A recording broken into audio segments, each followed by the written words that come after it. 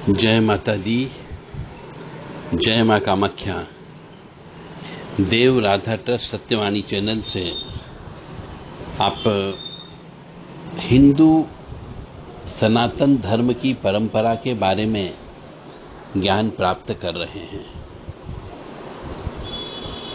मनुष्य जीवन में अनजाने में कई गलतियां करता है और फिर इल्जाम पड़ोसी पर, दूसरे पर या ईश्वर पर लगाता है कि ईश्वर तो हमें कष्ट क्यों दे रहा है। अब मनुष्य तो अज्ञानी और मूर्ख है, क्योंकि एक तो शास्त्र नहीं पढ़ता है, बड़े बुजुर्गों के पास नहीं बैठता है, पितरों का कहना नहीं मानता है, साधु संत त्यागी तपस्वियों का अपमान करता है, तो कष्ट तो मिलना स्वाभाविक बात है। तो आजकल जो गलती मनुष्य कर रहा है दुर्गा पूजा के समय पे, आज हम उस पे चर्चा करेंगे। मतलब हमारे द्वारा जो आपको बताया जा रहा है, यह सब जीवन में आपके जो कष्ट आते हैं उन कष्टों के कारण को बताया जा रहा है। यदि हम उन कारणों को ही समाप्त कर दें तो जिंदगी में कष्ट कम मिलेंगे। जो पिछले जन्म के पाप कर्म हैं उनको तो भोगना ही भोगना है, परंतु इस जन्म में भी यदि आप पाप कर्म करेंगे तो जो पिछले जन्म के पाप कर्म हैं वो ज्यादा तेज गति से आपको मारने का काम करेंगे। तो आप क्या गलती करते हैं वो मैं आपको बता रहा हूं, जिंदगी की गलती। तो ये गलती यदि कोई व्यक्ति कर रहा हो तो आप उनको बता सकते हो, समझा सकते हो।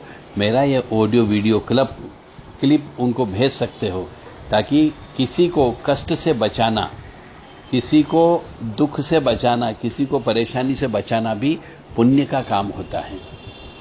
इसलिए हमारे वीडियो आप चाहें तो चाहे जिसको फॉरवर्ड कर सकते हो, उसको बता सकते हो कि भैया ये सुनो और अपने जीवन में जो गलती कर रहे हो वो गलती न करें।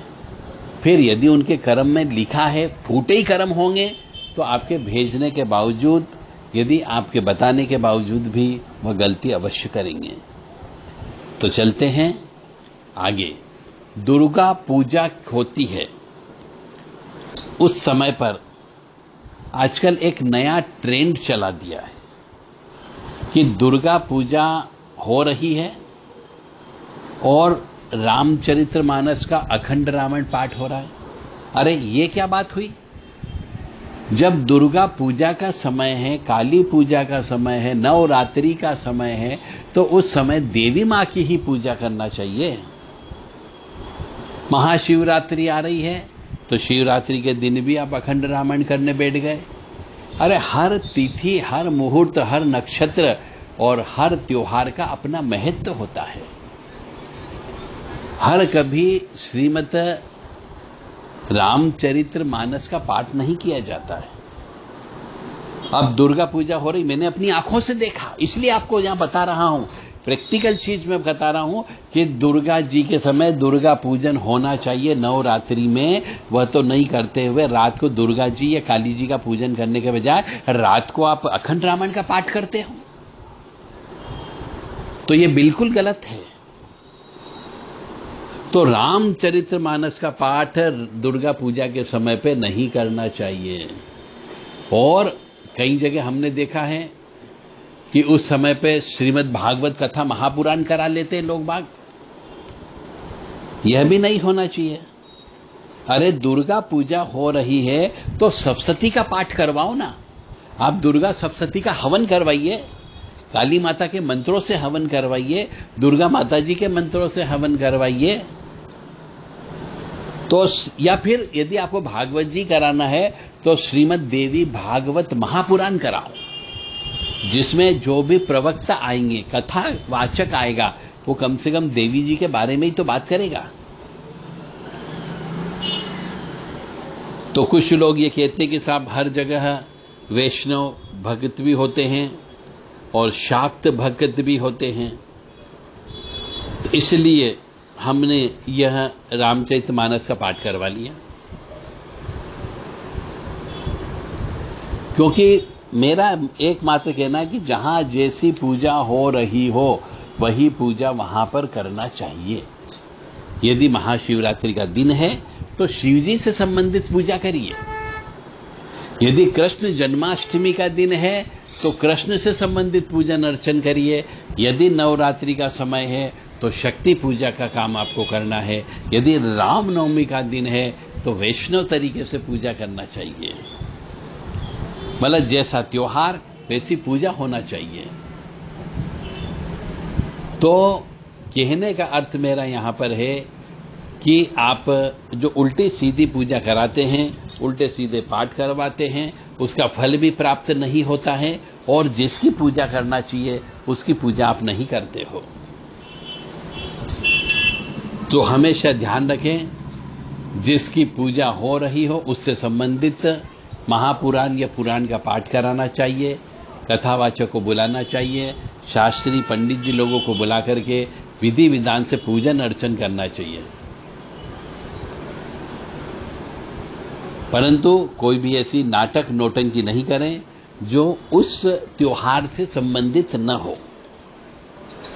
तो ये अक्सर मैं देखता हूं नवरात्रि के समय पे विशेष तौर से, और कहीं पे शिवरात्रि के दिन भी मैंने देखा है अपनी आंखों से कि अखंड रामायण बिठा देते हैं और अखंड रामायण करने के बाद में रावण जी का हवन कर देते हैं।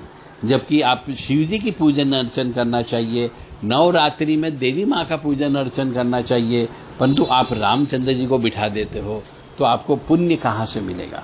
आपके कुल देवी देवता की पूजा उस समय पे होती है, नवरात्रि के समय पे। तो ऐसी गलती बिल्कुल न करें। और जब आप कहीं पर भी दुर्गा जी मां को बिठाते हैं, काली मां को बिठाते हैं, झांकी लगाते हैं, तो जहां पर भी यदि आपने काली मां को बिठाया है, चाहे भद्रकाली, चाहे कंकाली काली, चाहे दक्षिण काली, तो काली मां के सामने रोजाना दुर्गा सप्तशती का पाठ होना चाहिए। शराब पीकर के नहीं जाना चाहिए। सूतक पातक वाले मनुष्य को उनके पास नहीं जाना चाहिए। और दुर्गा सप्तशती का पाठ के साथ साथ हवन भी कराना चाहिए। ये गलती बिल्कुल न करें। और साथ ही साथ में जिस दिन उनको उठाया जाता है, काली मां की मूर्ति को उठाया जाता है, महाकाली को उठाया जाता है, तो उसके पहले विधि विधान से हवन पूजन करने के बाद में बलि अवश्य देना चाहिए। ये भी गलती आप लोग करते हो। और फिर कहते हो कि साहब दुर्गा विसर्जन के लिए गए थे, काली मां के विसर्जन के लिए गए थे, तब हमारे एक्सीडेंट हो गया, आग लग गई, करंट से मर गए, या पानी में डूबने से मौत हो गई। ये सब इसी वजह से होता है क्योंकि वह तो शक्ति है और शक्ति किसी को नहीं बख्शती है।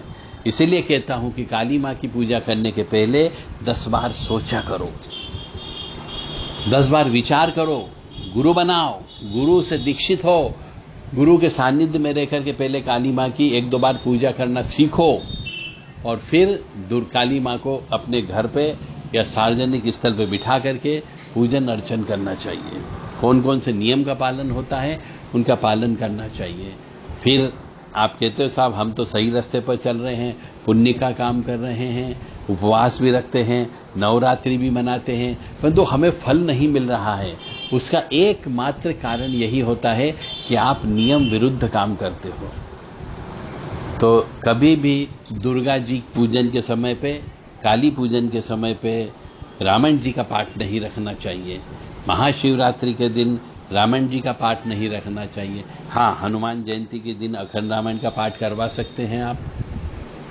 परंतु जो विशेष तिथि त्योहार हैं जैसे कालरात्रि, महारात्रि, मोहरात्रि, दारुण रात्रि, इन रात्रियों को उन रात से संबंधित जो भी देवी देवता होते हैं उनकी ही पूजन अर्चन करना चाहिए, दूसरा कृत्य नहीं करना चाहिए। जय माता दी, जय मां कामाख्या।